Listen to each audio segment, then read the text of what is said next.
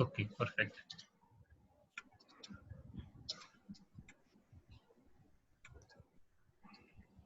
So let's now understand. So this was the result possible. So skyscraper technique શું છે? So I guess some of you already know. So it's a technique which is coined by Brian Dean, and he is very well known for this particular technique and term and whole thing. એ શું કહે છે કે it's basically a technique where you identify a very good content topic, એને બહુ જ સરસ બનાવવાનો, અને પછી જે લોકોએ એ જ કન્ટેન્ટ ટોપિકને બેકલિંક્સ આપી છે ને એને જઈને ઈમેલ કરવાનો કે અમે બહુ જ જોરદાર કન્ટેન્ટ બનાવ્યો છે અને તમે જે આર્ટિકલને લિંક કરો છો ને એ આઉટડેટેડ છે, તમે મારા આર્ટિકલને લિંક કરો. So that is what he says skyscraper. કે એટલે એક બીજો એક્ઝામ્પલ આપણે જોઈએ ને તો કે રિયલ એસ્ટેટ ઇન્ડસ્ટ્રીમાં સપોઝ આપણે સિટીની અંદર 10 માળની બિલ્ડિંગ હોય, કોઈ કાલે ઉઠીને 25 માળની બિલ્ડિંગ બનાવે અને પછી એવું માર્કેટિંગ કરે કે આ તો અમદાવાદ શહેરની મોટામાં મોટી બિલ્ડિંગ છે, એવું કંઈક, રાઈટ? તો અને પછી એનું જોરદાર માર્કેટિંગ કરશે, બધાને લઈને ગાવા જશે કે બહુ જોરદાર આર્ટિકલ છે મારો, મને લિંક આપો તમે, right? So if we break it down into 3 simple steps, તે આવું કંઈક હોય કે સ્ટેપ 1 એટલે આ યુઝ કઈ રીતે કરવાનું એ રીતે. સો the next slides will be in execution. So step 1 is like we have to identify that content topic idea કે જેને પાસમાં બહુ બધી બેકલિંક્સ મળેલી છે, રાઈટ? સ્કાયસ્ક્રેપર નો ફંડામેન્ટલ પાર્ટ આ છે કે you have to come up with a topic idea જેને પાસ્ટમાં બેકલિંક છે. એટલા માટે this technique is a data driven technique. આપણે સપોઝ કન્ટેન્ટ ટોપિક્સ શોધતા હોઈએ તો we look at the search volume, but we don't look at the potential backlinks that we can get through outreaching for that topics, right? Skyscraper technique no step 1 એક જ છે કે તમારો topic જ એવો હોવો જોઈએ કે જેને એક પ્રૂવન હોય નંબર ઓફ પ્રોસ્પેક્ટ્સ કે બેકલિંક્સ હોવા જોઈએ પાસની અંદર. એટલે you identify that topic. A topic મળી ગયો પછી તમારો ગોલ એવો હોય કે હવે એવું ચેક કરવું પડે કે આ ટોપિકને હું જોરદાર બનાવી શકું કે નહીં. અત્યારે એક્ઝિસ્ટિંગ જે બી ટોપ 10 કોમ્પિટિટર્સ હોય એના કરતા તમે સારો બનાવી શકો કે નહીં, એવા ટોપિક્સ આવશે કે તમે સારો નહીં બનાવી શકો. So you can skip that topic, right? But that's the process. એટલે ધેટ ઇઝ સ્ટેપ 2. અને સ્ટેપ 3 પછી આપણે રીચ આઉટ કરવાનું એવા લોકોને કે જે લોકોએ એ પૂરા આર્ટિકલ્સની લિંક આપી છે. So let's break it down. So basically there are 3 steps to use this particular technique. Step 1, step 2, step 3. So step 1 is identifying a proven content. So આમાં જે મેથડ બતાવી છે proven content find કરવા માટે step 1 માટે, it is Ahrefs માં keyword research કે keyword explorer જે tool છે એ યુઝ કરીને છે. So આગળની 3 જે એક્ઝામ્પલ્સ મેં તમને આપી ને, that was for one of our client called Daniel Locke, જે ચેન્જ મેનેજમેન્ટની અંદર છે, રાઈટ? તો મેં આમાં જ એક્ઝામ્પલ્સ આપે છે એના જ આપે છે. એટલે ફોર એક્ઝામ્પલ એ ક્લાયન્ટ મારી જોડે આવ્યો અને મને એવું કીધું કે ચેન્જ મેનેજમેન્ટ માટે મારે સ્કાયસ્ક્રેપર કેમ્પેન કરવું છે, right? Because A any main field હતી. જેમ કે એસઈઓ ની અંદર કોઈ આવે તો આપણને એવું કે આપણે મારો એસઈઓ નો બ્લોક છે ને, એસઈઓ માટે આપણે સ્કાયસ્ક્રેપર કન્ટેન્ટ બનાવવાના. એ રીતે ચેન્જ મેનેજમેન્ટ માટે આવ્યો.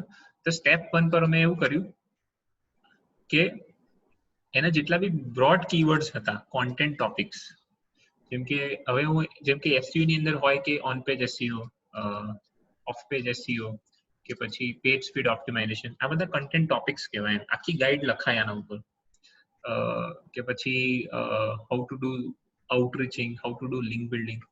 તો તમારે એક લિસ્ટ આખું મેં જો બનાવ્યું હોય ને, ફોર એક્ઝામ્પલ આ જે સ્લાઇડમાં છે ને, આ તમે કન્સિડર કરો કે આ ક્લાયન્ટના કન્ટેન્ટ ટોપિક્સ છે. Change management process, change management tools, right? એટલે આપણે એક્ઝામ્પલ લઈએ ચેન્જ મેનેજમેન્ટનું સ્પેસિફિકલી. એટલે હું કીવર્ડ એક્સપ્લોરરની અંદર જઈને ચેન્જ મેનેજમેન્ટ લખીશ એટલે તમને નીચે આ સર્ચનું રિઝલ્ટ આપશે, રાઈટ? કે આ 10 URLs છે જે રેન્ક કરે છે અને એ લોકોની બેકલિંક્સ આટલી છે. સો તમે જે હાઇલાઇટેડ પાર્ટ જોશો એમાં આપણને એવું ખબર પડશે કે ચેન્જ મેનેજમેન્ટ ટોપિક્સ માટે સ્પેસિફિકલી અપ્રોક્સ જો 255 એટલે 500 1500 અપ્રોક્સ 1500 થી 1700 બેકલિંક્સ છે. આપણે Yeah. backlinks, આપણે domains જોઈએ છે, unique backlinks. So we Hmm. don't want to look at even the backlinks, but the domains, એટલે unique backlinks. એટલે so this is a very good topic, right? Change management ઉપર છે અને specifically એ જ articles rank કરે છે. 10 principles of change management, what is change management. So very precise, sir. SCRP B perfect છે કે હા change management ના topics rank કરે છે. Plus backlinks, it's a very good topic. So the Brandy no step 1 છે કે content topic which has a good potential of backlinks is a step 1. So બીજો example આપણે જોઈએ કે હવે let's check કે change management models કરીને topic છે, એમાં કેટલા prospects છે. તો change management models નાખ્યું આપણે તો જે સર્ચમાં આવે છે આર્ટિકલ એમાં approximately જે total backlinks size થઈ જાય એ I guess 300 થી 400 ની વચ્ચે છે. રાઈટ, ડોમેન્સ જે આપણે જોઈએ છે. સો ઇટ્સ ઓછા ટોપિક, ઓછા પ્રોસ્પેક્ટ્સ થઈ ગયા તમારા. એટલે જસ્ટ સો અત્યારે તમારે ડિસિઝન નથી લેવાનું, તમારે જ્યારે વર્ક કરો ત્યારે તમારે જસ્ટ ખાલી નોટ જ કરવાનું છે. તમે 10 જેટલા ટોપિક્સ લઈને બેસવાનું ને એક સાથે 10 નું કરવાનું, પછી ડિસાઈડ કરવાનું કે શું કરવું છે. પછી સેમ આપણે ચેન્જ મેનેજમેન્ટ પ્રોસેસ કીવર્ડ લીધો એક ક્લાયન્ટ માટે. તો ચેન્જ મેનેજમેન્ટ પ્રોસેસમાં બી જોઈએ ને તો આપણને બહુ બેકલિંક્સ ના મળી. 81 છે, 63 છે, 19 છે, 2 છે, 16 છે, એટલે અપ્રોક્સિમેટલી અગેન 300 જેટલી બેકલિંક્સ હશે. હવે આટલું કર્યું ને એટલે બીજું મને એવું ધ્યાન આવે કે અચ્છા કદાચ એટલે હવે હું 10 કરીશ તો મને એવું ખબર પડશે કે ચેન્જ મેનેજમેન્ટ ઇન્ડસ્ટ્રીની અંદર છે ને એક પેજ ઉપર બહુ વધારે બેકલિંક્સ નહીં મળે. આ બહુ બ્રોડ કીવર્ડ હતો ચેન્જ મેનેજમેન્ટ, એટલા માટે આની સાઇઝ બહુ મોટી હતી. એમાંથી 1000 બેકલિંક્સ તો વિકીપીડિયાની છે. બાકી પ્રોપર ચેન્જ મેનેજમેન્ટ નિશના આર્ટિકલ્સ હશે તેની પાસે બહુ બેકલિંક્સના ઓપ્શન, એટલે બહુ મોટું પ્રોસ્પેક્ટ સાઇઝ નહીં હોય. દરેક વેબસાઇટ, દરેક ઇન્ડસ્ટ્રીનું પ્રોસ્પેક્ટ સાઇઝ અલગ હોય. રાઈટ, એસસીઓ ના કન્ટેન્ટ લખવા બેસશે ને તો પ્રોસ્પેક્ટ સાઇઝ તો બહુ મોટી હશે, કેમ કે બહુ બધા લોકો એસસીઓ નું લખે છે. બટ તમે ચેન્જ આવું સ્પેસિફિક નીશ પર જશો તો પ્રોસ્પેક્ટ સાઇઝ નાના હશે. તો એ રિલેટિવ પ્રોસ્પેક્ટ સાઇઝ તમે જોશો ને નાનું ઇવન 200 બી હશે ને તો બી ચાલશે. ઓકે. સો આજે આપણે આગળની સ્લાઇડ જોઈએ તો એનું સમરી જોઈએ તો આવું થયું, આવી કંઈક શીટ બને. એની લિંક મેં છે ને અહીંયા મૂકેલી છે, તમે આવી રીતે એક્ઝેક્ટલી પ્રોસેસ ફોલો કરી શકો. કે ઓકે, ટોપિક 1 જે ટોપ 10 આર્ટિકલ્સ હતા જે એક્ઝિસ્ટિંગ કોન્ટેન્ટ છે એની આરડીસ તમે અહીંયા મૂકી દો, એક રેફરિંગ ડોમેન, એટલે ટોટલ તમને મળ્યું 1700. બીજું છે ચેન્જ મેનેજમેન્ટ પ્રોસેસ, એની આરડીસ તમે મૂકી દો અને ટોટલ એનું 181 થાય છે. પછી આનું એટલે સો નાવ આવું તમારે આખું 10 ટોપિક માટે કરવાનું. So now you can get an idea કે કયો ટોપિક છે. સો અત્યારના બેઝ ઉપર you can go and tell to client કે ચેન્જ મેનેજમેન્ટ ઉપર જો તો લખી શકીશ અને આપણે આવી જોરદાર ગાઈડ બનાવે. સો સ્ટેપ 1, એક suppose this is the topic that we now decided because it has a lot of prospects and is there. So this is step 1. And suppose client has approved કે ઓકે આપણે આ content ઉપર લખીએ, એમ try કરીએ કે at least તમારા એન્ડથી. તો હવે આપણે સ્ટેપ 2 પર આવીશું. Now the goal is to make something even better, right? Step 1 થઈ ગયો, step 2 પર આવી ગયા. Now this is the very critical part and a very difficult part for us in general because we are not quite good with the content part. એટલે અમે internally we don't write this content in general. So આપણે ક્લાયન્ટને કહેતા હોઈએ છીએ કે ભાઈ I can provide you the guideline or the outline જે કન્ટેન્ટમાં હોવું જોઈએ. Otherwise it is you can write it, or if you have a good content writer જે લખી શકે છે એને તમે આ વસ્તુ આપો. Right? So 10x content. So આ સ્લાઇડ એવી છે કે આપણે બધાને ખબર જ છે in a way because we all are super into content marketing, like creating a very good content. But એટલે 10x કન્ટેન્ટ એટલે શું સ્પેસિફિકલી આ કેસીસની અંદર કે જે માર્કેટમાં ટોપ 5 કોન્ટેન્ટ છે ને તમારે એને બીટ કરવાનું છે. કેમ કે તમે એના બેકલિંક્સ જેને આપી છે એને જઈને એવું કહો છો કે મારો કોન્ટેન્ટ આ બધા કરતા સારો છે, અને એવું કહેવા માટે છે ને તમારું કોન્ટેન્ટ ખરેખર સારો હોવો જોઈએ એક લેવલે, કાં તો એટલીસ્ટ તમારા પાસે કંઈક એવું રીઝન હોવું જોઈએ કે તમે એને જઈને કહો. જેમ કે એક આર્ટિકલ અમે 2016માં આઉટરીચ કર્યો હતો, એ હતો પબ્લિક વાઈફાઈ ઉપર, like things to keep in mind while working or while using public Wi-Fi. તો એ આઉટરીચ કર્યું હતું એમાં અમારો આન્સર એવો હતો, લાઈફ હેકરના આર્ટિકલ્સ હતા ને એવા મોટા મોટા ના હતા, અને સામે અમારી એ અફિલિએટ વેબસાઇટ હતી બીજી ક્લાયન્ટની. તો એનો આન્સર, એનો પોઈન્ટ એક જ હતો કે જે લાઈફ હેકરનો આર્ટિકલ છે ને 2014 નો હતો, અને અમે આઉટરીચ કરી 16 એન્ડમાં. તો એ બહુ બધી વસ્તુ હતી જે આઉટડેટ હતી એ આર્ટિકલની અંદર, પ્લસ અમે જે ટિપ્સ આપણે મેન્શન કરી હતી ક્લાયન્ટે, એ ઇટ વોઝ વેરી નાઇસ, અને ઓલું વેલ ફોર્મેટેડ ડિઝાઇન. સો તે પોઈન્ટ હતો ને એ કદાચ બહુ જ જોરદાર કન્ટેન્ટ નહોતો, બટ ઇટ વોઝ અપડેટેડ, અને એક આખું સેક્શન ટિપ્સનું ને ઇન્ફોગ્રાફિક્સ હતું. આપણે જઈને એવું કીધું કે લાઈફ હેકરનો જે આર્ટિકલ છે ને એ આઉટડેટેડ છે as per the current need. It doesn't reflect the latest trends, અને ઇન ધીસ આર્ટિકલ અમે લોકોએ બધી વસ્તુ ઇન્ક્લુડ કરી છે. રાઈટ? એટલે ઇવન ઇફ જો તમે 10x કન્ટેન્ટ ના બનાવો, you should have a good reason to reach out. એટલે ઓલું કોઈને પ્રપોઝ કરવા જઈએ તો તમારી પાસે એક ઓલરેડી રીઝન હોય કે આ રીતે મારે પ્રપોઝ કરવાનું છે, રાઈટ? અને એક કન્વિન્સિંગ પાવર તમારો હોય એ રીતે. એવી રીતે કન્ટેન્ટમાં બી એવું કરવાનું, જેમાં આઉટરીચિંગ સ્પેસિફિકલી તમે રીચ આઉટ કરો તો યુ શુડ અન્ડરસ્ટેન્ડ કે આટલી વસ્તુના લીધે તમે આઉટરીચ કરી શકશો લોકોને. અને એક સ્ટ્રક્ચર ફ્રેમવર્ક જનરલી અમે ઇન્ટરનલી જે ફોલો કરતા હોઈએ છીએ, ઇવન ક્લાયન્ટ કે ફોર એક્ઝામ્પલ તમે કન્ટેન્ટ નહીં લખો, but than can you help me with the outline. તો આપણે આઉટલાઇન જે બનાવીએ છીએ એ એવી રીતે બનાવીએ છીએ કે જે ટોપ 5 આર્ટિકલ્સ હોય ને એના જેટલા બી સેક્શન્સ છે ને એ સ્ટેપ 1 માંથી બધા સેક્શન આપણે મૂકી દેવાના એઝ પર અવર ફ્લો. એટલે ફોર એક્ઝામ્પલ ક્લાયન્ટે મતલબ ગાઈડ જ બનાવીએ છીએ ઇન જનરલ, જેમ કે આ વોઇસ સર્ચની ગાઈડ, I guess આ એક્ઝામ્પલ છે ખરી. આમાં ડિફરન્સ છે ખાલી.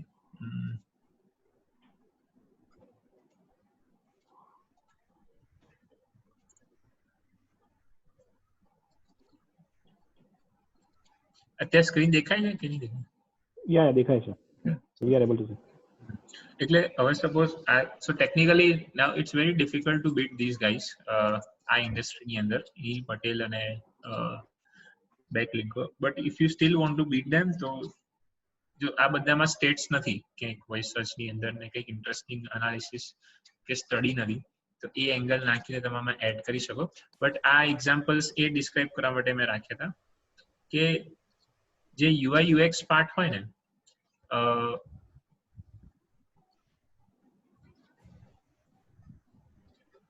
મારો અવાજ આવે છે? બ્રેક થાય છે એકાદ વખત વાત છે. બ્રેક થયો તમારો. ઓકે, હવે ઓકે આવે છે? Yeah okay. હા. યસ. સો આ 3 આર્ટિકલ્સ છે વોઇસ સર્ચની અંદર, અને એની સામે આ એક આર્ટિકલ છે વોઇસ સર્ચની અંદર. તો તમે આ બે આર્ટિકલ જોશો ને, ત્યાં નોર્મલ આર્ટિકલ છે, તમને કોઈ એવું ડિફરન્ટ સ્પેશિયલ એફર્ટ્સ નહીં દેખાય. નોર્મલ કોઈ આર્ટિકલ ફોર્મેટ લખ્યું હોય ને એવું જ તમને લાગશે. This is how it's going. Second same SCG માં બી તમને એવું થશે કે okay it's an normal article. Images બહુ ઓછી યુઝ કરી. જો ઇમેજીસ તમે સમજી જાય ને, બ્રાયન ડીનના કે નીલ પટેલના આર્ટિકલ જોશો ને તો 3 પેરેગ્રાફ પછી એક ઇમેજ આવી જ જશે, right? Because that's an interaction element, અને it gives the wow factor. ભલે ઇમેજ સારી હોય, ઇમેજ તો સારી હોય, બટ ભલે image adds value or not, right? So if you look at this content, and then if you look at this content in general, you find it good. Even if you don't read the content, you still find it readable, and થોડું મજા આવે તમને, engaging content હોય. So 10x content is not just about the text, it's also about the presentation of the content. So Brian Dean knows specifically what he does is એ છે ને પોતાના sections ના બી colour અલગ રાખતો હોય છે, just to get back the interest of users. તમે એક આ સેક્શન જોશો ભાઈ, અચાનક આ ગ્રે શેડ થઈ ગયો, so now you know that it is a different section. અને ઇમેજીસ ને બધું એવી રીતે કસ્ટમાઇઝ ચેપ્ટર 2 આવી ગયું, અને એના પેરેગ્રાફ્સ તમને ભાગ્યે જ જોવા મળશે, બાકી it is all about 1 to 2 lines of sentences. તો એ રીડેબિલિટી પ્રમાણે આવી ગયું. સો અને સપોઝ તમે આઉટલાઇન બનાવતા હોય આ આર્ટિકલની, તો મારો સ્ટેપ 1 એ થશે કે હું સબ હેડિંગ્સ બનાવી દઈશ. આ જેટલા બી આર્ટિકલ્સ મને ટોપ 5 મળ્યા ને એ રીતે મારું આઉટલાઇન બનાવી દઈશ. એ બધી જશે. પછી I will go and look at FAQ sections કે આપણે જે એડ કરી શકીએ on top of this, plus જે નવી રિસન્ટ ન્યૂઝ કેવું આવી હોય, રાઈટ? જેમ કે બસ સુમોમાં જઈને હું વોઇસ સર્ચ કરીને હું જોઈ લઈશ કે કઈ ઇન્ટરેસ્ટિંગ બહુ વધારે રિસન્ટલી શેર હોય કે કોઈ એનાલિસિસ, બીકોઝ જરૂરી નથી બધા સારા કોન્ટેન્ટ ટોપ 10 માં હોય, બીકોઝ બધા આઉટરીચ નથી કરતા, બધા બેકલિંક્સ બિલ્ડ નથી કરતા, અમુક લોકો બનાવીને મૂકી દે છે આર્ટિકલ, રાઈટ? સો એ અને ઓન ટોપ ઓફ ધેટ એક ડોમેન એક્સપર્ટીઝ તમારું હોય કે that can give a different angle, કે વોઇસ સર્ચમાં છે તો આવું, જેમ કે આ લોકોએ કદાચ એક્શનેબલ લખ્યું છે કે હાઉ ટુ સ્ટાર્ટ યુઝિંગ અને how to implement voice search, કે આમાં એણે એડવાન્સ ટિપ્સ રાખી છે, બટ કોઈ સ્ટેપ બાય સ્ટેપ એકદમ બ્રેક થ્રુ ખબર નહીં આપ્યું છે કે નથી આપ્યું, એવું કંઈક સેક્શન કે જે તમને લાગે છે કે it can add more value, તો એ તમે વિચારી શકો ને that is something you can add in your. So basically something that તમે ઈમેલ કરો ને તમે એ પર્સનને કહી શકો કે બોસ મારો કન્ટેન્ટ ખરેખર સોલિડ છે. So 10x content is a combination of content quality, UI UX and the overall presentation and everything. So આ સ્ટેપ 2 છે, આમાં બહુ ડિટેલમાં કે બહુ ફ્રેમવર્ક નથી મારી જોડે, બીકોઝ આ કેવું છે કે વી understand it over a period of time through experience, કાં તો કોમ્પિટિટર્સ ને જોઈને. અને ઇન્ડસ્ટ્રી વાઇઝ અલગ બી હોઈ શકે. એક્ઝેક્ટલી. હા, એટલે સો એટલે સો એક યુએક્સ જોરદાર હોય છે, જે કેરેક્ટરિસ્ટિક જનરલી જોવા મળે છે ને, અને so they do it very nicely even with the stop words, but this because એકદમ બોલ્ડ માં કે ફૂલ બિગ લેટર્સ માં લખી દેશે ફોર એન્ગેજમેન્ટ, અને very detailed and in depth.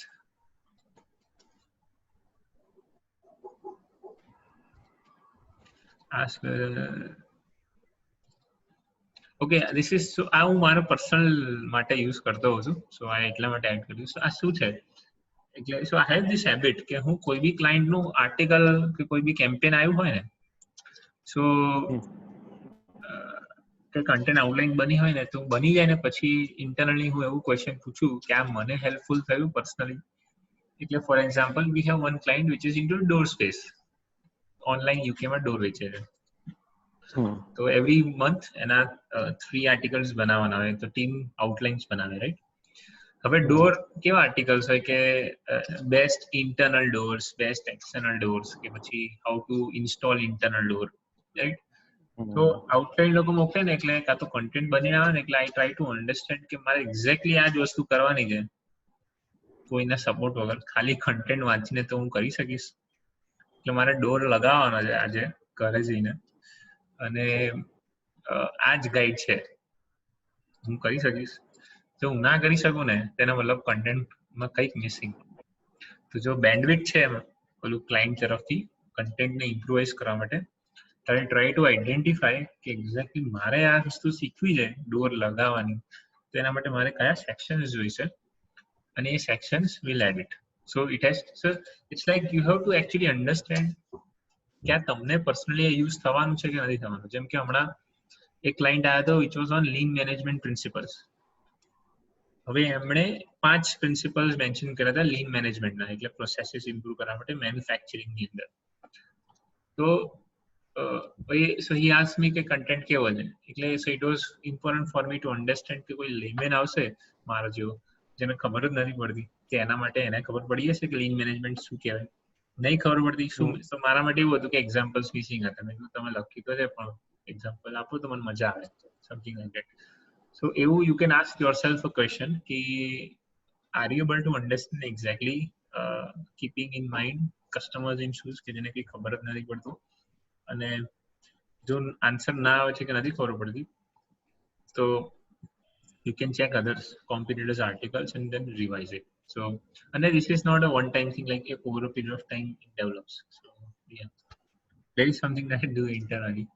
તમારી પાસે કઈ અલગ ટેકનિક હોય તો મને કહેજો, because like this is an ongoing thing. No, so I mean let's discuss after that. Sure, okay, once you finish we will discuss. Yeah. So now let's imagine that so now you have created that 10x content which is much better. Now it's time to reach out to these people, right? એટલે કયા લોકોને, તો આ જે suppose આપણે content બનાવ્યું change મેનેજમેન્ટની ઉપર, right? So now we have this 1700 people whom we can reach out to. Keep in mind આપણે વિકીપીડિયા વાળાને બી પ્રોસ્પેક્ટ લિસ્ટમાં રાખ્યું છે, અને એ લોકો બી લિંક આપે છે, રાઈટ? તો મતલબ વિકીપીડિયા લિંક નથી આપતું, બટ એના જે પ્રોસ્પેક્ટ છે એ લોકો બી લિંક આપે છે. અમને પહેલા એવું થયું હતું કે લિંક વિકીપીડિયાના પ્રોસ્પેક્ટ્સને ઈમેલ કરશું તો આપણને આપશે, વિકીપીડિયાને લિંક કરે તો આપણને કેવી રીતે લિંક કરશે? બટ એ લોકો લિંક્સ આપે છે. Okay, right. So outreach પાર્ટમાં I guess I have break it down into 4 parts. So સૌથી પહેલો પાર્ટ આવે કે કોને ઈમેલ કરવો, એટલે પ્રોસ્પેક્ટ્સ નું લિસ્ટ જે આપણે સ્ટેપ 1 માં ઓલરેડી બનાવી દીધું હોય એક લેવલે. સ્ટેપ 2 જે હોય કે અચ્છા આ લોકોને ઈમેલ કરવું છે તો આપણે એમના હવે રિવ્યુ કરીને કોન્ટેક્ટ ડિટેલ્સ ફાઇન્ડ કરવા પડે. સ્ટેપ 3 હોય કે ઓકે કોન્ટેક્ટ ડિટેલ્સ મળી ગયા તો હવે ઈમેલ કરવાનો, જે ગેસ્ટ પોસ્ટિંગ નો પાર્ટ હોય છે મોરલેસ હવે, અને જે છે બેસ્ટ પ્રેક્ટિસ છે. સો સ્ટેપ 1 કે જે કોને ઈમેલ કરે છે તો you get the list from this people. So આ એક સ્પ્રેડશીટ ટેમ્પલેટ છે. તો ચેન્જ મેનેજમેન્ટ નો જ આપણે સપોઝ એક્ઝામ્પલ લઈએ તો આ 3 કોમ્પ્યુટર આર્ટિકલ્સ છે અને એમની સપોઝ અમુક બેકલિંક્સ હશે. આ સુધી છે સમરી બારનું ડેશબોર્ડ જેવું તમે કહી શકો. હું અહીંયા શું કરીશ આર્ટિકલ 1 ની અંદર કે આ વેબસાઇટની જેટલી બી બેકલિંક્સ છે એનો ડમ્પ હું આની અંદર મૂકી દઈશ, રાઈટ? એટલે યુઆરએલ્સ એટલે આ બેકલિંક્સ થઈ એક્ચ્યુઅલ. અને સો સ્ટેપ 1 તમારું આ થઈ ગયું કે તમે પ્રોસ્પેક્ટ્સ મૂકી દીધા.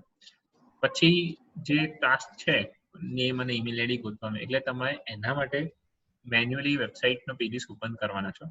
એટલે હવે બહુ બધી વેબસાઇટ્સ નીકળી બી જશે, જેમ કે બેકલિંક્સમાં કેવું હોય કે બહુ બધી ટાઈપની બેકલિંક્સ હોય. બીટલીની જે શેર લિંક હોય ને એ બી બેકલિંકમાં આવે, અમુક ફોરેન લિંક્સ બી બેકલિંકમાં આવે, એટલે બધી ટાઈપની બેકલિંક હોય. એ બધી બેકલિંક આપણે ડિલીટ કરી દેવાની, બીકોઝ આપણે એમને ઈમેલ તો કરી શકવાના નથી, બીકોઝ એ યુઝર જનરેટેડ છે, રાઈટ? આપણને એ લોકોને જ ઈમેલ કરવાનો છે જે પ્રોપર આર્ટિકલ હોય ને જે આપણને લિંક આપી શકે.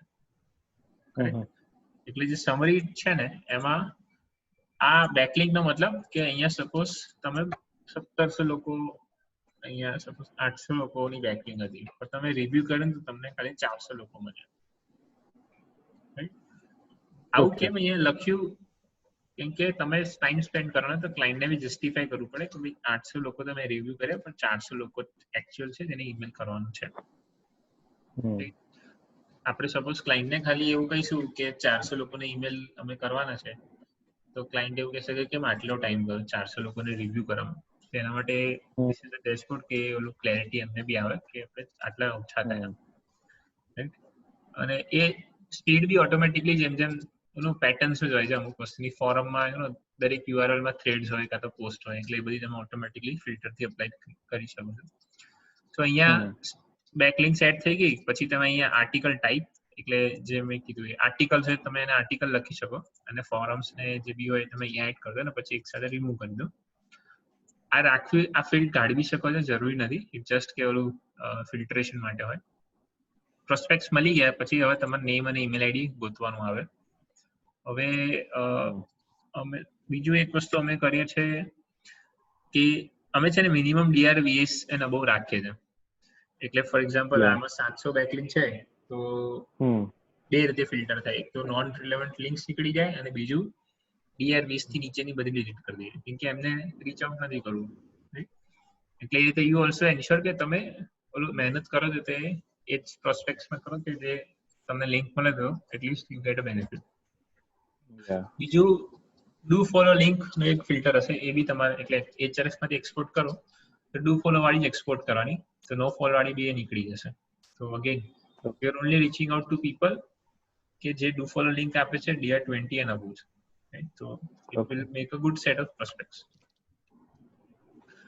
પછી પ્રોસ્પેક્ટ્સ આવી ગયું. ઈમેલ આઈડીસ ફાઇન્ડ કરવા માટે આઈ એમ શ્યોર તમે પોતે બી ઇન્ટરનલી અમુક ટૂલ્સ યુઝ કરો છો. ધીસ ઇઝ સમથિંગ કે ઓલરેડી અવેલેબલ છે. અમે લોકો પર્સનલી ફાઇન્ડ ધેટ લીડ વાપરે છે as of now. Hunter is also a very good platform. But yeah, any of them is pretty nice. Contact details find કરીએ છીએ તો અમે લોકો એમ્ફોસિસ આપીએ છીએ કે એક્ઝેક્ટલી એ જ પર્સનનો કોન્ટેક્ટ ડિટેલ ફાઇન્ડ કરીએ. If we are not able to find author no contact details, then અમે લોકો માર્કેટિંગ ડિપાર્ટમેન્ટનો કોન્ટેક્ટ ડિટેલ્સ find કરવાનું try કરે છે, because then they are the someone who has the capability of editing the article, something like that. So this is a sample script. So this is the exact script કે જે Brian ડીનાના બ્લોગમાંથી રાખી છે. So this is, I would say this is version 1, અને આ script બી work કરે છે, but હવે બહુ overuse થઈ ગઈ છે in general, right? So to start with, you can use this script, but over a period of time you can modify it as per your notes. Script આપણે breakdown કરીએ ને તો સ્ક્રિપ્ટમાં એને કંઈક આટલી જ વસ્તુ મેન્શન કરીએ જે આપણે જાતે આપણે લખીએ તો બી એવું થઈ શકે કે એક રીઝન પહેલા મેન્શન કર્યું એમ કે I was searching for some article about your topic and I came across your page, right? એટલે ઓલમોસ્ટ તમને જેટલા બી આઉટરીચ ઈમેલ હશે ને તે પહેલી લાઈન આવી જશે કે એક રીઝન મેન્શન કરશે, હું કંઈક આવું સવાલ પૂછતો તો મને તમારા આર્ટિકલમાં લ્યો, રાઈટ? અને પછી તમે એવું કહો કે આઈ નોટિસ કે તમે કોમ્પિટિટરને બેકલિંક આપી દે, એટલે આપણે ચેન્જ મેનેજમેન્ટ માટે વિકીપીડિયા આવશે કે તમે વિકીપીડિયા, એટલે જો હવે બ્રેકડાઉન કરીએ ને ફર્સ્ટ એક્ઝામ્પલમાં,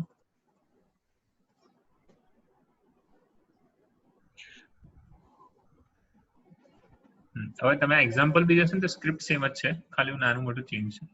તો આમાં બી સેમ I was research, એટલે આ ટોપિક હતો ફોર્સ ફિલ્ડ એનાલિસિસ નો. So આમાં એવું આવ્યું કે I was researching on force, so જે તમારો ટોપિક છે એ રિપ્લેસ થઈ જાય. I was researching on this and found your post. I noticed that you mentioned Mind Tools link. So Mind Tool જે છે ને આમાં કોમ્પિટિટર છે, which is great.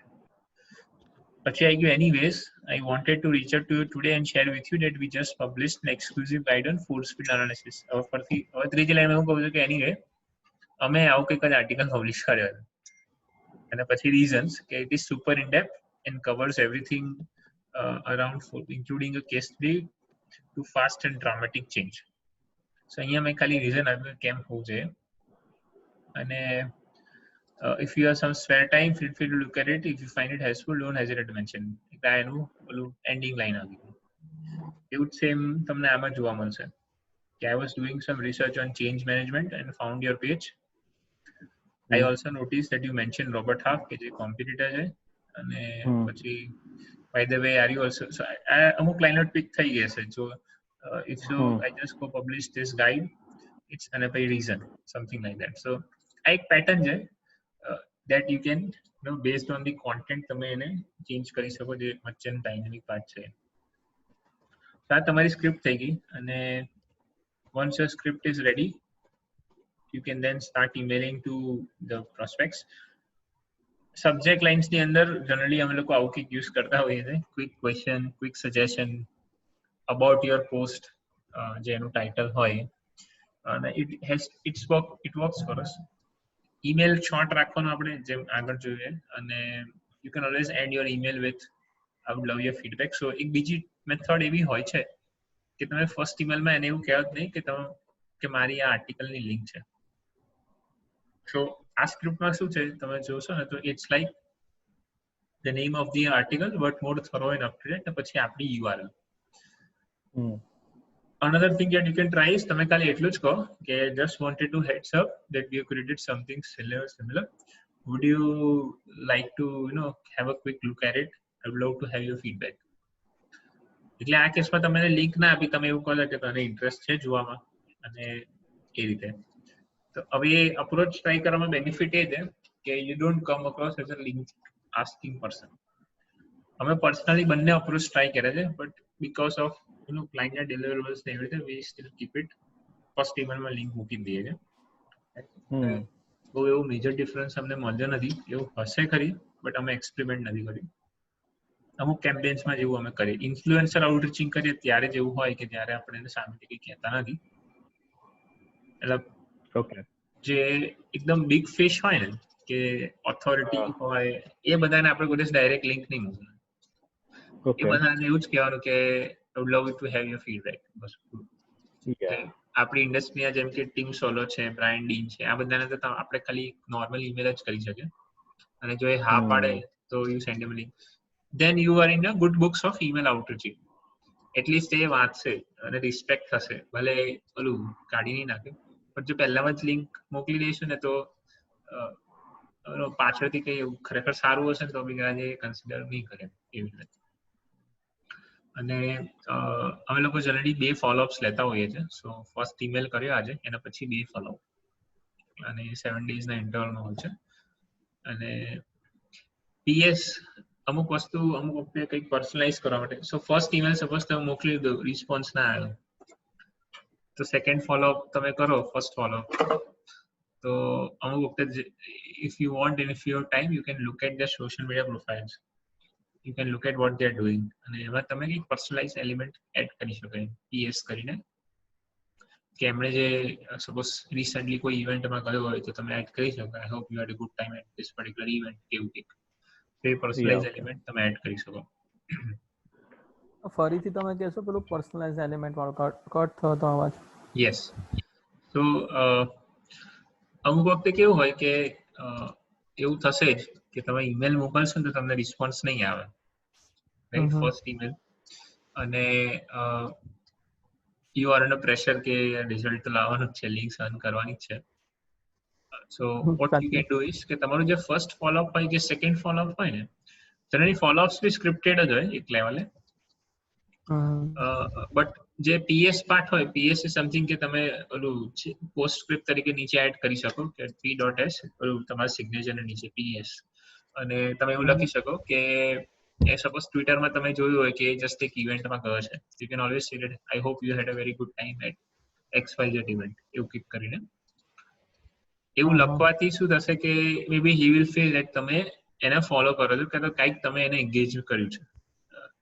એવું નથી કે નોર્મલ ઓટોમેટેડ આઉટરીચ થઈ રહ્યું છે જે બધા લોકો કરે છે, રાઈટ. સો એ થોડું ડિફરન્શિએટ કરવા માટે પર્સનલાઇઝેશન એલિમેન્ટ એડ કરવા માટે you can do that. Again આ સ્પેસિફિકલી જ્યારે ઇન્ફ્લુએન્સરને ઈમેલ કરી દે ને ત્યારે 100% આપણે યુઝ કરીએ. નોર્મલ પ્રોસ્પેક્ટ્સ હોય DR 30 to 50 ની વચ્ચે તો આપણે ઇગ્નોર કરી શકીએ, but it steel depends on your deliverables and results. Result આવું જ છે, મહેનત કરવી જ છે તો પર્સનલાઇઝેશન કરવું પડશે. ઓકે. ઇન જનરલ જેટલા બી અમે કેમ્પેન્સ કર્યા, રાઈટ, તો એમાંથી એવું ખબર પડી કે ફાઇનલ ફેક્ટર્સ શું હોય, શું ડિફાઇન કરતું હોય આ બધા કેમ્પેન્સ ને સક્સેસફુલી રન કરવામાં. એક તો સૌથી પહેલી વસ્તુ content, it has to be very nice, right. તમારી સ્ક્રિપ્ટ ગમે તેવી હશે, મતલબ obviously it has to be good. Your script will convince the person to click on the link from the email, but content ઉપર આવીને મજા ના આવી ને તો એ લિંક જ નહીં આપે, રાઈટ. તો content has to be nice. એ રીતે પ્રોસ્પેક્ટ્સ તમે જે એને ઈમેલ કરો છો એ રિલેવન્ટ હોવા જોઈએ, રાઈટ. જનરલી સ્કાય સ્ક્રેપરમાં આપણે જેને ઈમેલ કરે છે એ મોર ઓર લેસ રિલેવન્ટ કેટેગરીમાં ફોલ કરે છે, કેમ કે આપણે એ જ લોકોને રીચ આઉટ કરે છે જે લોકોએ ટોપિક માટે લિંક્સ આપેલી છે. નંબર ઓફ પ્રોસ્પેક્ટ્સ મેટર કરે અમુક ઇન્ડસ્ટ્રીઝમાં સ્પેસિફિકલી, કેમ કે આ ક્લાયન્ટની ઇન્ડસ્ટ્રીમાં આટલા પ્રોસ્પેક્ટ્સ બી આટલું લિંક્સ લાવતા હતા, પણ અમુક ઇન્ડસ્ટ્રીમાં જેમ કે ફેશન ઇન્ડસ્ટ્રી હોય કે જે ઓલરેડી બહુ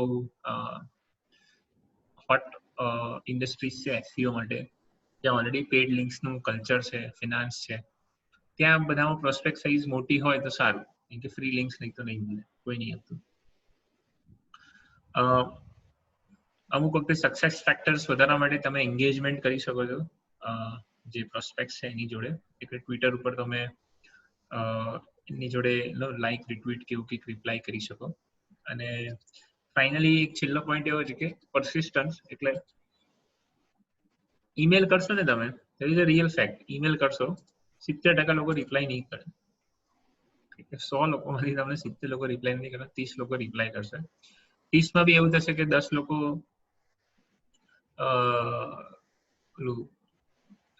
ઓટોમેટેડ હશે કે એવું બધું હશે, અને એકચ્યુઅલ કદાચ 20 લોકોએ કે 10 લોકોએ તમને ફર્સ્ટ ઈમેલમાં પ્રોપર રિપ્લાય કર્યો હોય. એનો મતલબ એવું નથી કે તમારે મૂકી દેવાનું, એટલે એના માટે પહેલા તો 2 ફોલોઅપ્સ આવે જેનાથી જે બાકીના લોકો રિપ્લાય નથી કરે રિપ્લાય કરે. અને એના પછી બી ઇફ યુ થિંક કે this is a really nice article કે જ્યાંથી તમને લિંક મળવી જોઈએ પ્રોસ્પેક્ટમાંથી, તો એની જોડે you build relationship to an extent. કાં તો એને 1 મહિનો થઈ ગયો તો પછી એને તો બી રિપ્લાય ના કર્યો તો મહિના પછી ફરથી તમે ફોલોઅપ ઈમેલ આપો, પર્સનલાઇઝ ફોલોઅપ ઈમેલ, એમ કે I just wanted to still reach out to and check with you because I think it's really useful for your existing page and audience, એવું ક્લિક કરીને. તો persistence બહુ important છે outreach activities માટે, because it's okay to get a no, eventually you'll get it. અને જે મેં last line લખી ને કે we have got links from people who have said no, એટલે એક બે સ્પેસિફિક એક્ઝામ્પલ્સ એવા હતા કે જ્યાં એ લોકોએ ના પાડી હતી. એ મને અત્યારે એક્ઝેક્ટલી યાદ નથી કઈ વેબસાઇટ હતી, બટ પછી બીકોઝ ઓફ એક્સપ્લેનિંગ હર, અચ્છા એ કેસમાં એવું થયું હતું કે ઇનિશિયલી એને ના પાડી દીધી કે નથી, પછી આઈ ડીડ અ પર્સનલાઇઝેશન, એટલે પછી હું એના બ્લોગમાં ગયો, એનું પર્સનલ બ્લોગ હતું, અને એના પર્સનલ બ્લોગમાં it was she has written about something જે મારી ઇન્ટરેસ્ટને બી મેચ થતું, એટલે મારો ફોલોઅપ ઈમેલ જે ગયો ને તે એને મેં કીધું સારું વાંધો નહીં, તારે એડ ના કરો કઈ નહીં. અને બીજું એના બ્લોગમાં મેં જે વાંચ્યું એ પ્રમાણે મેં મારી રીતે એક આર્ટિકલ લખ્યો કે યાર મારો બી ઇન્ટરેસ્ટ આવો જ છે ને મને આ બી મજા આવે છે ને આવું બી મજા આવે છે, એવી રીતે કરીને. અને ઓટોમેટિકલી એનું જ્યારે રિપ્લાય આવે તો શી સેડ કે I edit in a link, I just check internally કે આ પોસિબલ છે, રાઈટ. એટલે it depends on luck as well as પેલું મેચિંગ હોય કે ના હોય. પર્સનલી જો જે some of the very good outreaching કે લિંક બિલ્ડિંગ લોકો હોય ને તો they are very good with this skill sets. આ બુક સ્પેસિફિકલી છે ને how to win friends and influence people, because આપણે લોકો છે ઇન્ફ્લુઅન્સ કરીએ છીએ પ્રોસ્પેક્ટ્સને લિંક આપવામાં, રાઈટ. એટલે when you want someone to give you something, you'll have to give them something back, અને એ તમારા એન્ડથી પહેલું હોવું જોઈએ, પછી તમે માંગી શકો પાછળથી, રાઈટ.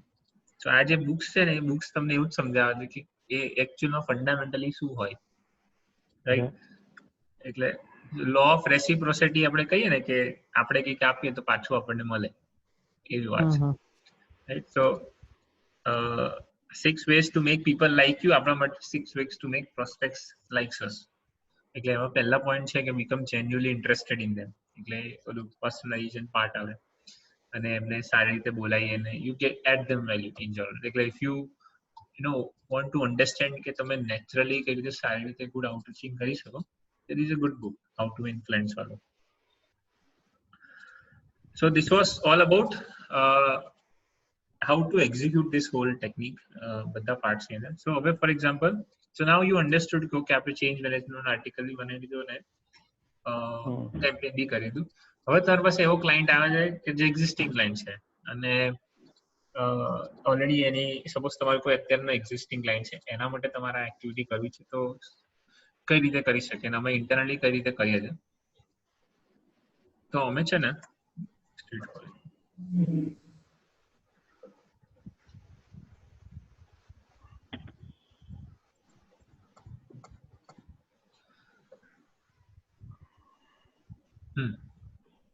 I guess so હવે આ ક્લાયન્ટમાં શું કરશે કે already suppose 50 articles already publish છે.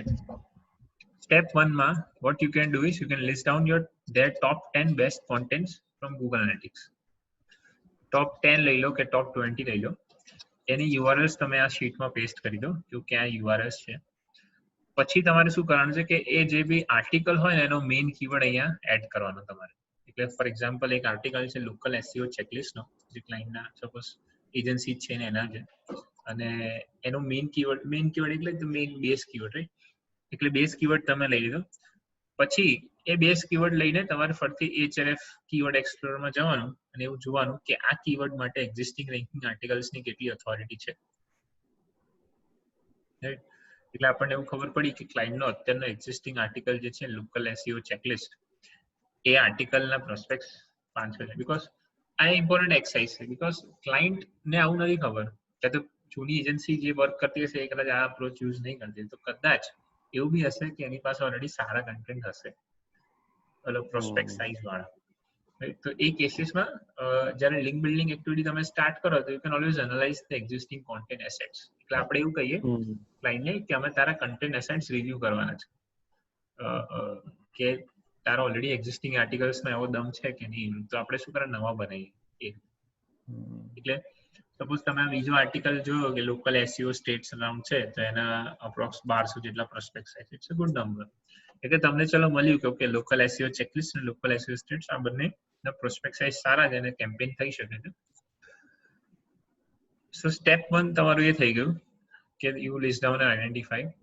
સ્ટેપ 2 તમારું એવું થશે કે ઓકે ક્લાયન્ટનો આ જે આર્ટિકલ છે લોકલ એસઈઓ સ્ટેટિસ્ટિક્સ એ ખરેખર આઉટરીચિંગ ને લાયક છે, એટલે હવે કન્ટેન્ટ રિવ્યુ નો સ્ટેજ આવ્યો કે આ જે ઓલરેડી એક્ઝિસ્ટિંગ આર્ટિકલ છે is it that good enough to do outreaching. Prospect size step 1 તો મેચ થઈ ગયું કે છે એવું દમ, બટ કન્ટેન્ટ વાઇઝ છે કે નહીં. જો છે જનરલી નહીં હોય, રાઈટ. જો છે તો it is well and good, ઓલું તમારા માટે બહુ ઇઝી થઈ જશે. જો નથી તો તમારો ગોલ એટલો હોય કે તમે લિસ્ટ ઓફ સજેશન્સ બનાવો ક્લાયન્ટ માટે, અગેન કન્ટેન્ટ આઉટલાઈન, કે જે એનું એક્ઝિસ્ટિંગ કન્ટેન્ટ સ્ટ્રક્ચર છે એ ઉપાડીને તમે જે બીજા સેક્શન્સ તમારે એડ કરવા છે કે બીજા તમારા નોટ્સ અને સજેશન્સ એ તમારે એને ખાલી આપવાના છે. અને એટલું જ કહેવાનું છે આપણે એક્ઝિસ્ટિંગ આર્ટિકલને રિવેમ્પ કરી છે બીકોઝ આપણે આના ઉપર કેમ્પેન કરશું અને આનાથી અપ્રોક્સિમેટલી આટલી આપણને આ લિંક્સ મળી શકે છે. અને it will be your pillar content એમ ઓલું કીવર્ડ રેન્કિંગ ની પર્સપેક્ટિવથી બી આર્ટિકલ રેન્ક કરશે અને લિંક્સ બી આપણને મળી શકશે. તો તમારો એ સ્ટેપ 2 ને સ્ટેપ 3 થઈ જશે કે તમે રિવ્યુ કરો, અને સ્ટેપ 4 માં તમે ક્લાયન્ટને કહો કે કાં તો અપડેટ કરે કાં તો તમે ઇન્ટરનલી જો મેનેજ કરી શકતા હો ક્લાયન્ટના અપ્રુવલથી તો યુ ડુ ધેટ. એટલે ટેકનિકલી હવે તમે જોવા જાઓ તમે સ્કાયસ્ક્રેપરનું સ્ટેપ 1 અને સ્ટેપ 2 પતાવી દીધું. કોન્ટેન્ટ એસેટ્સ નવા નતા ગોતવાના, એક્ઝિસ્ટિંગ માંથી ગોતવાના, અને બીજું સ્ટેપ 2 કોન્ટેન્ટ રિવ્યુ કરવાનું હતું, નવું બનાવવાનું હતું એને બદલે. પછી જે સ્ટેપ છે એ બધા આખા સ્ટેપ 3 છે કે આઉટરીચિંગ વાળું, કે ઈમેલ સ્ક્રિપ્ટ બનાવો. પ્રોસ્પેક્ટ સાઇઝ તો તમને ખબર જ છે શું છે. ઈમેલ સ્ક્રિપ્ટ બનાવો, ઈમેલ અકાઉન્ટ બનાવો તો ક્લાયન્ટના ડોમેનનું ઈમેલ આઈડી પ્રિફર કરજો.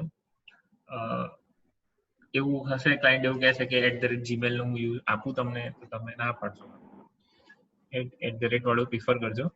છેલ્લે પેલું નવો ક્લાયન્ટ હોય કે એક્સપેરિમેન્ટ માટે કેવું બધું કરવું હોય you can say કે સારું એમ પછી પેલું જેમ કે bonnie.zestad@gmail વાળું બનાવી દેવાનું લાસ્ટ ઓપ્શન, કે એટલીસ્ટ એનું કંપનીનું નામ ઈમેલમાં આવે.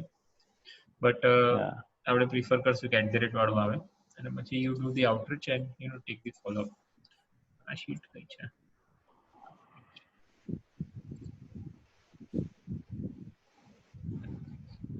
એટલે so this is exactly how અમે ઇન્ટરનલી આ જ વસ્તુ કરીએ છીએ, અને આવી જ શીટ છે જે અમે ઇન્ટરનલી મેનેજ કરીએ. મેં જસ્ટ ખાલી નામ જ રિમૂવ કરી દીધા છે.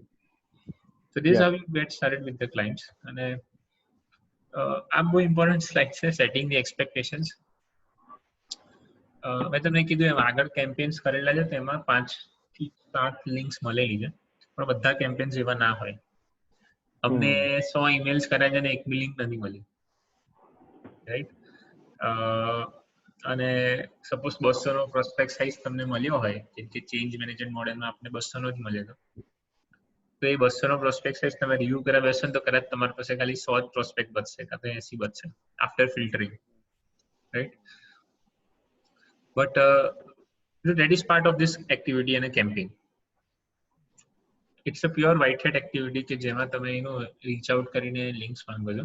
So what we have realized is કે activities it works really well for clients and agencies કે who understands this at one level, કાં તો એને એ પેશન્સ ની ખબર છે કે લિંક બિલ્ડિંગ જો white hat એને લેવી પડશે તો it is a time intensive અને એ રીતે એક્ટિવિટી છે, રાઈટ. તો be ready for not receiving responses from prospects, be ready for not getting any links, and for anything content માં બી એવું થશે કે તમે content outline આપશો પછી બનાવીને આવશો ને તમને એવું થશે કે આ જેટલું જોરદાર content નથી, એટલે તમે content બી પાછું આપશો કેમ કે you know કે આઉટરીચ કરવા માટે પછી એ content એટલો સારો છે કે નહીં, right. But this whole technique or activity as a skill set એવું છે કે it is a must needed for a link builder, because એનો જે સેકન્ડ પાર્ટ છે ને જે આઉટરીચ છે એ બધી white hat લિંક બિલ્ડિંગમાં એપ્લિકેબલ હોય. તમે ગેસ્ટ પોસ્ટ બી કરો છો તો તમારા માટે એ બી છે જ, જેટલી બી આઉટરીચ બેઝ ઇવન ઇન્ફ્લુએન્સર આઉટરીચિંગ કરવું ને તો બી તમારે કરવું પડે, રાઈટ. એટલે આપણા માટે it is a skill set that has to be done, અને we have over a period of need to master that particular skill set. અને અપસાઇડ એવું છે કે તમને જે લિંક્સ મળશે ને અમુક વખતે એ પેડ માર્કેટ પ્લેસમાં બી તમને નહીં મળે, રાઈટ. તો એવો ઓપન સોર્સ વાળી લિંક છે તો it is very difficult to get those types of link, contextual keyword oriented link, right. એટલે offsites are also huge in terms of the kind of links that you can get. અને contextual links હશે, એવું નહીં હોય કે ઓલું highlighted થઈને આવશે, તો content ની અંદર embedded હશે. It is very difficult for anyone to see કે આ લિંક બનાવી છે. It's like natural. અને તમે જે pitch કરો છો એ સર્વિસ પેજ નથી કરતા, બ્લોક પેજ કરો છો. એટલે it is very difficult for anyone to identify કે આ લિંક બિલ્ડિંગ એક્ટિવિટી લિંક્સ બનાવી છે, અને એવું જ લાગશે કે ઓથર એડ કરી છે, right? So yeah, na upsides and long term strategy. It's not going to go anywhere. Conversion rate and a drop thase, but still it's going to stay there over a period of time. Yeah, resources મને ગમે છે ઓલું in general. એ જો backlink હોય બે બહુ સરસ article, even HRF has done a very good job explaining this whole technique. તો સ્કાયસ્ક્રેપર છે ને ઓલમોસ્ટ હવે 5 વર્ષ જૂની એક્ટિવિટી છે, નંબર 1. બીજું, બહુ બધા લોકો આ વસ્તુ યુઝ કરીને ઈમેલ કરતા હોય છે. તો હવે બીજી વસ્તુ એક નવી એડ થઈ છે કે તમારું જે પ્રોસ્પેક્ટ સાઇઝ અહીંયા તમે ફાઇન્ડ કરો છો ને, આ કે સપોઝ ચેન્જ મેનેજમેન્ટ તમે ટોપ 10 કે ટોપ 5 ના લીધા, એના સિવાય તમારે છે ને હવે પ્રોસ્પેક્ટ સાઇઝ મોટું કરવું પડે. કેવી રીતે કરશો? તો ચેન્જ મેનેજમેન્ટની અંદર કોઈ રિલેવન્ટ આજુબાજુની ગાઈડ્સ હોય ને, જેમ કે ડેફિનેશન, કે પછી બીજા 5 કીવર્ડ ચેન્જ મેનેજમેન્ટના અરાઉન્ડ ટ્રાય કરવાના કે જે એના એક્ઝેક્ટલી અરાઉન્ડ હોય. એટલે ડેફિનેશન ઓન ચેન્જ મેનેજમેન્ટ કે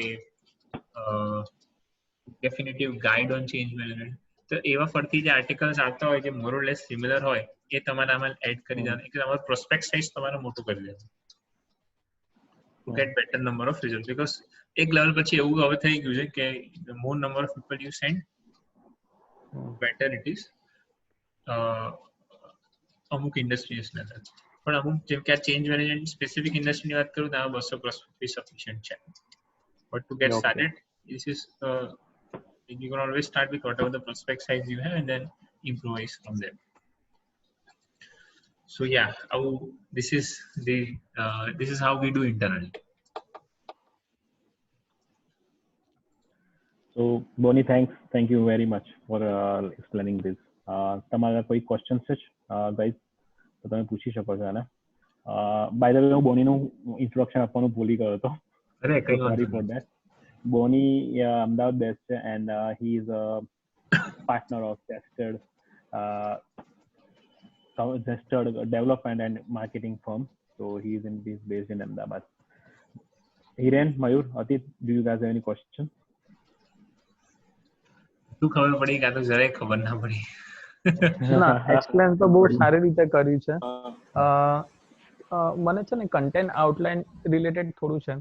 સપોઝ કે મેં એક એક્ઝામ્પલ લઈ લઉં કે એસઈઓ નું જ કોઈ એક એક્ઝામ્પલ લઈ લઈએ કે મેં લોકલ એસઈઓ નો તમે જો હમણાં અંદર આપેલું લોકલ એસઈઓ ચેકલિસ્ટ, તો હવે મને કન્ટેન્ટ આઉટલાઈન બનાવવાની છે. આપણે લોકલ લઈ લેવું ઘર, આપણે એ જ આઉટલાઈન જોઈ લઈએ, ક્લાયન્ટ માટે જ બની હતી.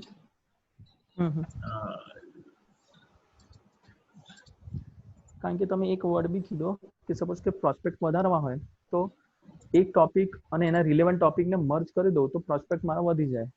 એ એક ઓપ્શન બતાવો તમે. આપણે કન્ટેન્ટ આઉટલાઈન તમને બતાવું શું હોય.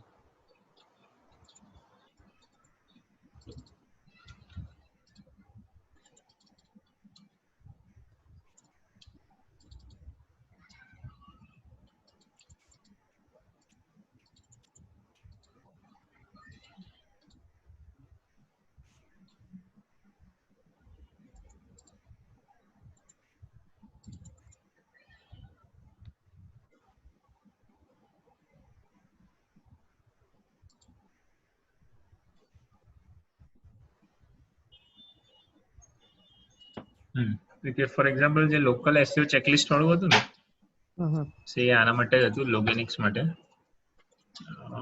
આ લોકોનું પોતાનું બ્લોગ હતું અને પોતે લિંક બિલ્ડિંગ એજન્સી છે અને પોતે આઉટરીચિંગ કરું છું. તો એને આવું આપણે આપી દીધું. એનો એક્ઝિસ્ટિંગ આર્ટિકલ ઓલરેડી હતો, રાઈટ, પણ એ સફિશિયન્ટ નહોતો. એટલે આપણે આ રીતે રિવ્યુ કર્યું હતું અને આ this was the exact states આની અંદર. આર્ટિકલનો તો સારો કે આપણે એવું સજેસ્ટ કર્યું કે આઈ ગેસ આપણે ઇમ્પ્રુવ કરવું પડશે because existing articles are much better.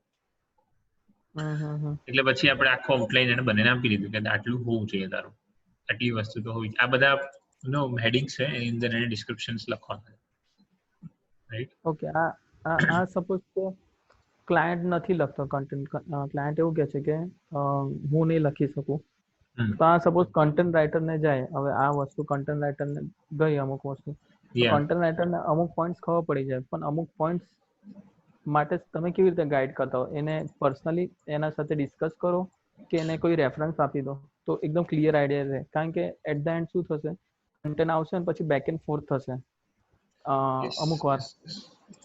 એટલે એ પ્રોસેસ થાય જ છે, એ હજી બી અમારે થતી હોય છે.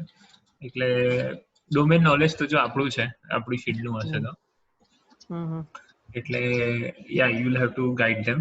અને ઇવન જો ક્લાયન્ટનો બી ટોપિક હશે અને ક્લાયન્ટ હવે કોઈ બીજી ઇન્ડસ્ટ્રીનો જે નોન એસઈઓ નો છે ને તો બી આપણે લખવાનો હોય તો બી એવું થશે કે એક અન્ડરસ્ટેન્ડિંગ આપણે ડેવલપ કરવી પડશે અને પછી તમે આ પ્રોપર આઉટલાઈન બી બનાવી શકશો ને કોઈને ગાઈડ કરી શકશો. એટલે યસ. ઓકે. અને સપોઝ કે કન્ટેન્ટ પાર્ટ થઈ ગયો પછી તમે યુઆઈ યુએક્સ નો બી એક પોઈન્ટ કીધો હતો કે જેનાથી એન્ગેજમેન્ટ વધે અને જે બી વિઝિટર આવે એ આર્ટિકલને વાંચે, એના પર રહે, એટલે બાઉન્સ રેટ ઇમ્પ્રુવ થાય ને એ બધું સારું. તો હવે એના માટે બી એટલે એક કન્ટેન્ટ આવી ગયું, સપોઝ તમે તમારી જે વર્ક પેટર્ન છે એવી રીતે, તો કન્ટેન્ટ રાઇટર સાથે સાથે તમે ડિઝાઇનરને બી આપી દો વર્ક, કે પહેલા કન્ટેન્ટ આવી જાય એના પછી ડિઝાઇનરને વર્ક અલોકેટ કરો? આવે પછી કરવું, કેમ કે સ્ટ્રક્ચર મને પછી ખબર પડશે કે એક્ઝેક્ટલી શું કરવું છે. અને બોલું રીડું નથી કરવું કે ડિઝાઇનમાં કેવું થશે કે ડિઝાઇન તમે બનાવશો ને પછી તમારે એ સ્ટ્રક્ચરની અંદર કન્ટેન્ટ ફિટ કરવાનું આવશે, પેલું સેક્શન વાઇઝ કે ટેકનિકલી આપણામાં ડિઝાઇન એટલે આપણે કન્ટેન્ટ પહેલા આખો ને આખો વર્ડમાં મૂકી દેવાનો. જો ડિઝાઇન દરેક વખતે એકદમ જોરદાર બી હોવી જરૂરી નથી, જેમ કે આ જે ક્લાયન્ટનું હતું ને એના પણ એની નીશ એવી છે એટલે એના માટે ચાલે છે. એના બહુ સિમ્પલ હોય છે સ્ટ્રક્ચર વાઇઝ, બરાબર, એ ડિટેલ હોય છે કે આ જે હતું ને હવે આની ડિઝાઇન એકદમ સિમ્પલ છે એટલે યુએક્સ એટલી બધી દર વખતે જરૂરી નથી, બટ યસ એનો કોન્ટેન્ટ એનું સ્ટ્રક્ચર ને ફોર્મેટિંગ એકદમ નીટ એન્ડ ક્લીન હોય છે. એટલે જસ્ટ આપણા માટે અત્યારે આપણે એટલું એન્શ્યોર કરીએ કે આપણે બહુ બધી ઇમેજીસ કે એવું બધું નહીં, but at least readable, very simple લેંગ્વેજમાં, બહુ મોટા પેરેગ્રાફ્સ ના હોય એવું. અને ઓકે. અને સપોઝ કે આ ઓવરઓલ પ્રોસેસ કમ્પ્લીટ કરવો હોય ઓન એન એવરેજ, તો તમે કેટલો ટાઈમ? Very good question. એટલે મારું ને બીજા શબ્દોનો ક્વેશ્ચન છે કે ટોટલ ટાઈમ પીરિયડ આપણે ક્લાયન્ટને કેટલો કહી શકીએ? આમ 3 months 2 months આપણે કેવી રીતે કહેતા હોઈએ? I mean, મારે કેવું હોય કે like we are going to deploy this campaign, so I mean what is the normal average time you guys get them? Okay, you can say 2 months approx, because જો તમે કન્ટેન્ટ ક્રિએશન બી તમે કરવાના છો તો 1 મહિનો તો તમને કન્ટેન્ટ ક્રિએશનમાં થઈ જશે બધું થઈ, બીકોઝ તમે ફર્સ્ટ વીકમાં આઉટલાઈન ફાઇનલ કરશો અને ક્લાયન્ટને અપ્રુવલ માટે મોકલશો અને પાછું આવશે અને ઇટ્સ ડેફિનેટલી ગોઈંગ ટુ બી ઓલું 1500 વર્ડ્સ 2000 વર્ડની આજુબાજુનો રેન્જ હશે. ઓલું કન્ટેન્ટ રાઇટરને અને ડિટેલમાં લખવાનું છે એટલે કન્ટેન્ટ રાઇટર બી ટાઈમ લેશે સારી રીતે લખવા માટે. એટલે ઓન અ સેફર સાઇડ અમે લોકો જનરલી એવું કહેતા હોય કે 2 મહિના તો થશે, 1 મહિનો આના માટે, 1 મહિનો આખું કેમ્પેઇન માટે. કેમ કે તમે પ્રોસ્પેક્ટ સાઇઝ ઈમેલ આઈડીસ ને બધું ફાઇન્ડ કરવા બેસો એટલે 1 વીક એનો ગણી લેવાનો. બધું પેરેલલમાં ચાલશે તો તમે એને 1.5 મહિના સુધી કન્વર્ટ કરી શકો, 2 મહિનાથી 1.5. બટ સપોઝ એક વીકમાં આપણે કેવું હોય કે આપણે બધા ક્લાયન્ટ માટે ઓલું આવર્સ એક સાથે બધા ના આપી શકીએ, રાઈટ? આપણે બેચ કરી દઈએ કે આ વીકમાં તો આટલા જ આવશે, એટલે એ રીતે એને 2 મહિના થાય. એટલે પછી 1 વીક તમે કોન્ટેક્ટ ડિટેલ્સ ફાઇન્ડ કરો, બીજા વીકમાં તમે ઈમેલ્સ મોકલો, એટલે હવે એના પછી તમારે બીજા 2 ઈમેલ કરવાના છે 7 દિવસના અંતરે, એટલે ઓલરેડી 3 વીક્સ તો થઈ ગયા ઈમેલ્સ ફોલોઅપ પૂરા થતા, એટલે અપ્રોક્સ તમારે 1.5 થી 2 મહિના થઈ જાય. ઓકે. તો આ 1.5 થી 2 મહિનામાં મેં કેટલી પોસ્ટ કન્સિડર કરી શકું? કેટલી link consider? I mean post તો આઈ ગેસ કહ્યું હતું. આઈ થિંક એને જે રેશિયો બતાવ્યો એમાં હાઈએસ્ટ રેશિયો આઈ મીન 77 માંથી 10 લિંક પણ હતી અને 200 માંથી પણ 10 લિંક હતી ફર્સ્ટ સાઇટ પર. તું જોઈશ ને તો સ્લાઇડમાં. તો I mean that's a kind of જો 127 માંથી 5 લિંક પણ હતી અને 77 માંથી 4 છે. I think that's on I think highest ratio is 633 and 10 links campaign for. So maybe it varies according to industry and something. yes એટલે તમે આવું જ એક્સપેક્ટ કરી શકો, વધારે ના કરી શકો. એ બી હું તમને અત્યારથી કહી દઉં. હા એટલે એવી જ રીતે માઇન્ડસેટ કરીને ચાલે ને કે સપોઝ કે આટલો આ વર્ક છે એમાં આટલો ટાઈમ જશે અને આટલા ઇમેલ્સ પછી બી ફેલ્યુઅર આવી શકે છે. એવું જરૂર નથી કે આનાથી વધારે આવી શકે છે ઇન જનરલ, પણ આ એકદમ બ્રોડલી મિક્સ રાખ્યું છે કે એક્સપેક્ટેશન સેટ કરવા માટે. હા હિરેન, સાગર, તમને કોઈ આઉટરીચમાં કેવા ક્વેશ્ચન છે?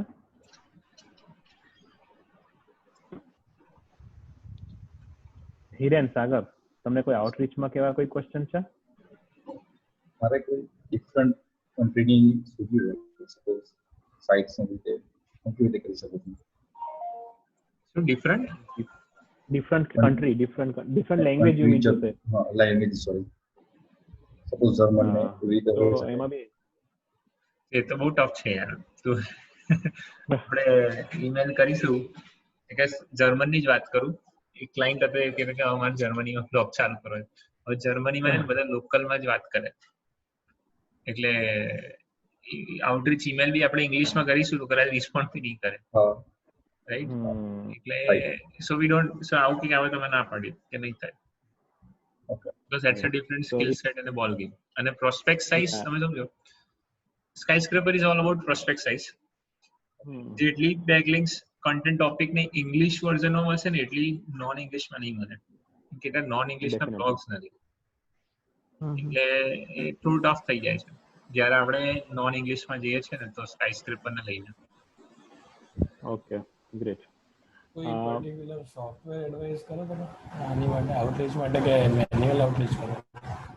યસ, તો અમારી પાસે નિંજા આઉટરીચ કરીને પ્લેટફોર્મ છે જે અમે યુઝ કરીએ છીએ, અને બહુ પ્રોસ્પેક્ટ સાઇઝ 50 થી ઓછી હોય તો મેન્યુઅલી કરીએ છીએ, કેમ કે એમાં ભાઈ નિંજા સોફ્ટવેરની જરૂર નથી. 50 ઈમેલ એટલે તમે, અને ઈમેલ બી આપણે સાંજના ટાઈમે કરીએ, એટલે એ લોકોની મોર્નિંગ, એટલે 6:30, 7, it depends on ટાઈમ ઝોનમાં છે, અને એ રીતે ઈમેલ્સ કરીએ છીએ. અને 5 વાગે બેસી જઈએ, જીમેલમાં ઓપ્શન હોય છે શેડ્યુલ કરી દેવાનું, 5 મિનિટ ડિફરન્સ. અને જો બહુ બધા પ્રોસ્પેક્ટ્સ હોય તો લેમિલિસ્ટ કરીને અત્યારે ટૂલ છે which is cheaper compared to other, $30 per month નું હોય છે. પણ આ બધા ટૂલમાં કેવું કે એક લેવલે કોસ્ટલી હોય છે. they are like $30 per user per month. એક અકાઉન્ટ એડ કરવાનું $30 લેવા. તમે સપોઝ 5 ક્લાયન્ટ્સ હોય, 5 કેમ્પેન્સ હોય તો ઓલું $150-200 મિનિમમ થઈ જાય. તો but if you want to use outreach tools, તમે યુઝ કરી શકો ઈમેલ કરવા માટે. એના સિવાય પીચ બોક્સ કરીને આવે છે, એન્ડ ટુ એન્ડ ટૂલ છે, એટલે પ્રોસ્પેક્ટિંગ થી લઈને, હવે એમાં ખાલી સ્કાયસ્ક્રેપર ના થાય, એમાં બધું થઈ શકે. એમાં તમે એવું કહો કે બધા ટાઈપના પ્રોસ્પેક્ટ્સ તમને ગોતીને આપશે, તમે સર્ચ જ કરવાનું, તમને લિસ્ટ આપી દેશે. પણ અગેન બધામાં મેન્યુઅલ રિવ્યુ આવે છે, એટલે લિસ્ટ આપશે પણ તમારે રિવ્યુ કરવાનું. એ કોન્ટેક્ટ ડિટેલ્સનો ઓટોમેટિકલી આપશે, પણ you still have to spend time in understanding the right contact details, check any, and then you launch a campaign. So we work with Ninja Outreach, પણ મને બહુ, I mean cost comparison માં અમને ના ગમ્યું, કારણ કે it is very costly. Yes. અને I mean we use Lamlist also, નહીં હિરેન? આપણે Lamlist પણ યુઝ કર્યું, right? I think Lamlist we used with Raj, so Lamlist પણ અમે યુઝ કર્યું. Lamlist કેવું લાગે? Lamlist is good, like પણ અમને છે ને એમાં પ્રોસ્પેક્ટિંગ અને એક્સપોર્ટ ઇમ્પોર્ટમાં બહુ પ્રોબ્લેમ થતા હતા, લાઈક ધ લૂઝ અને મેઇલ મર્જ, અને ધ મેઇન થિંગ જે મેઇલ મર્જમાં આપણે યુઝ કરતા હોય ઇન્સર્શન ટોપિક્સ અને એમાં, તો એ થોડુંક અમને ડિફિકલ્ટ હતું. પણ આઈ થિંક નિંજા આઉટરીચ અને લેમલિસ્ટ બોથ, પછી અમે લેમલિસ્ટ પર જ સ્ટે કર્યો હતો, કારણ કે નિંજા outreach is quite costly for us. એટલે નિંજા છે ને, મને નિંજા લાઈફ ટાઈમ ડીલમાં મળ્યું હતું, એપ્સુમોમાં. That's why, that's good. પણ એ Ninja Outreach is not a very good tool in general. બસ સ્ટાર્ટ કરવા માટે કેવી રીતે, સો અમે લોકો કેવી રીતે યુઝ કરીએ, ફર્સ્ટ ઈમેલ્સ હોય ને નિંજાથી સેટ કરીએ, બાકીના ફોલોઅપ્સ મેન્યુઅલ કરીએ, નિંજાથી ના મોકલીએ બિકોઝ નિંજામાં સેન્ડિંગ ના બી પ્રોબ્લેમ્સ છે એટલે એ છે.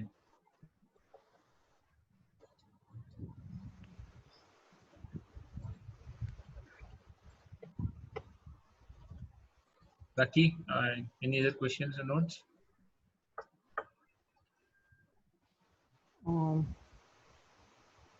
તો એક ખાલી એક છે ક્વેશ્ચન કે ક્લાયન્ટને એવું હોય કે ઓકે આઉટરીચ કર્યું ઓકે પણ રિઝલ્ટ એમને રિઝલ્ટથી બહુ કન્સર્ન હોય છે ક્લાયન્ટ અને આ પ્રોસેસમાં ટાઈમ લાગે છે જો તમે કીધું 3 મહિના 4 મહિના જેવું ટાઈમ લાગી શકે આ પ્રોસેસને એકચ્યુઅલમાં એક્ઝિક્યુટ થઈને બેકલિંક લેવા માટે.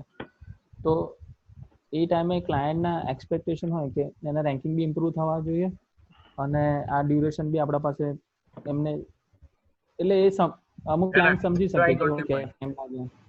એટલે આ ટેકનિક છે ને જો એ વાત ક્લાયન્ટ જોડે કરવાની છે કે જે તમારે સો આ બધા જોડે ઇનિશિયલી વાત કરવી પડે કે 2 મહિનાનો ટાઈમ જશે, આટલી એક્સપેક્ટેશન હશે ને આટલું થશે, તું રેડી હોય તો જ કરી, બાકી નહીં કરો. એટલે સેમિલ સમજી ગયા એ પિચિંગ પાર્ટ છે અને એ છે ને બધા ક્લાયન્ટને આપણે આ ટેકનિક ટીચ બી નહીં કરી શકીએ અને બધા ક્લાયન્ટ આમાં રેડી પણ નહીં થાય કારણ કે બધા ક્લાયન્ટના લાઈક કન્ટેન્ટના બ્લોક હોડ હોય અને એક આઈ મીન અમુક ક્લાયન્ટ છે આપણા કે જે I mean we can apply on that but I mean 50% of client doesn't require this કોને એમને ખબર પણ નહીં પડે કારણ કે એમને છે ને અર્લી ફ્રૂટ્સ હોય અને એમની જોડે પેઇડ લિંક્સ અને બધા પ્રોજેક્ટ એટલે તમે પેઇડ લિંક્સની કમ્પેરમાં સ્ક્રેચ પેપર જ્યારે એક્સપ્લેન કરો ત્યારે એ વસ્તુ આખી ડિફરન્ટ થઈ જાય. તો I think, do you guys have any questions? So, I mean, we have almost 1.5 hours with Bonnie. So, if you have question, then please ask fast.